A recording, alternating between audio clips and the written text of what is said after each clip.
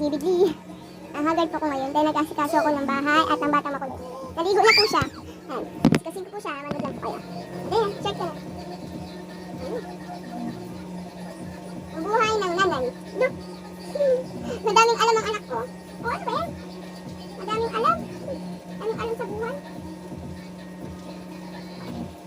Sa totoo lang po is, kakabangon ko lang. Kanina pa ako gising, kakabangon ko lang. Nasa-cellphone ako.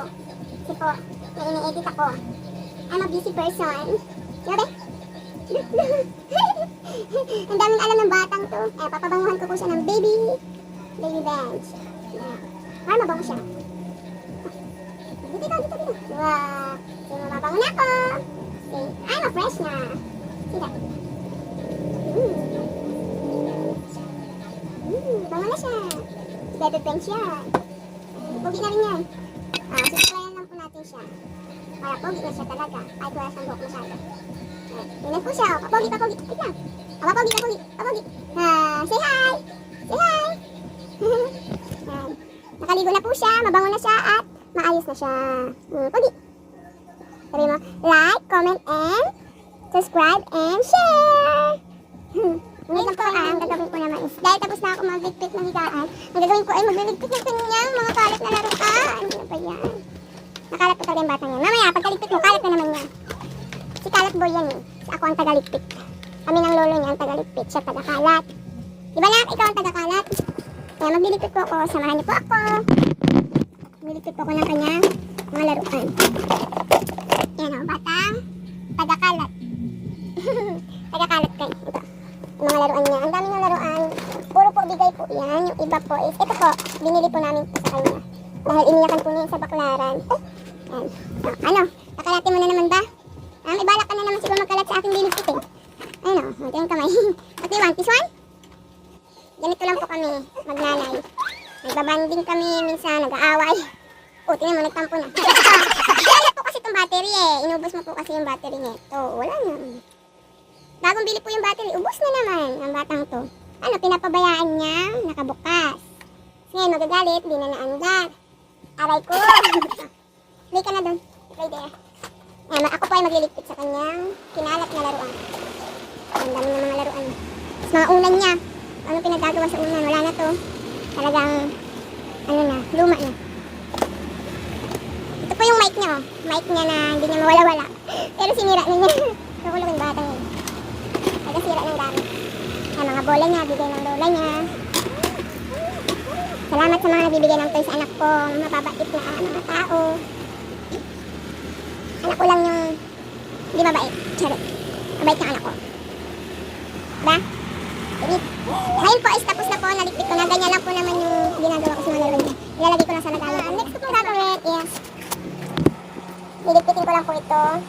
Pinagamit ako sa kanyang pulbo niya at saka ng kanyang baby bench. Kulong niya. Ito po yung mga lagayan ng mga gamot niya, mga needs niya. Gusto ko isahan lang po na lagayan. Tapos wipes, may lagayan din po. Ito naman yung gatas niya, lagayan. Tapos ito naman yung mga biskuit niya. Yan, dyan nakalagay yung mga biskuit niya. Tapos tubigan niya. Kasi gusto ko safe at secure yung mga gamit niya. Yan, nandiyan lang yung batang makulit. Naglalaro lang. Mamaya, magkukulit na naman. Hindi naman ng baby sa akin. Yan, dyan lang kayo mga Mia. Ito na lang po ulit dahil tapos naman na ako mag-asikaso ng bahay. Itong daan, tsaka yung mga laruan niya. At tsaka napaliguan ko na rin naman siya. Okay na, diba? Okay? Okay na guys. Mga Mi, babay na ulit. Okay na lang ulit. Kakagising ko lang at ako'y nagpaligo sa batang makulit. Pinaligon ko na siya, naglinis ako na higaan. Pagpagad na. Tapos may batang nagkakalat na namang makulit.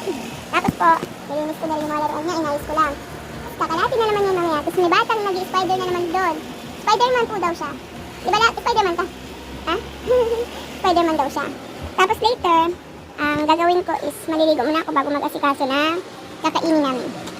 Dahil wala pa po kaming ulam sa tanghalian. Alas 10 pa lang naman. Kakabangon ko lang, kakagising ko lang.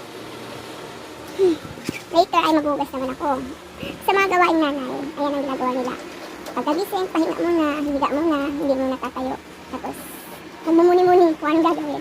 Pagkasunod na mga gagawin ng mga nanay is asikasin yung anak. Katapos naman nun, pag napaliguan na, naayos na, nakapaglinis na ng mga dapat linisin sa bahay. At hindi nga lang siya ganun kalinis talaga as in. Kasi maliit lang po yung bahay, wala kami mapaglagyan ng ibang lagayan, ibang paglalagyan. Yung iba nasa baba na lang talaga. Kasi may batang naglalaro lang. Ang kanyang The Wheels on the Bus. Ayan po. The Wheels on the Bus. Pinatay ko na kasi yung TV dahil anong oras na. Bawal mag-TV nang wala ng palabas. Puro pang ano na, nobela na siya. Yun lang mga mi. Don't forget to like, comment, and subscribe to our vlog, my baby. Yan po. Ito po nagiging routine namin sa pag-gising. Nagbablog po kami ng aming mga live. Kaya binibigay niya, akala niya may battery. Sige na mga mi, bye-bye!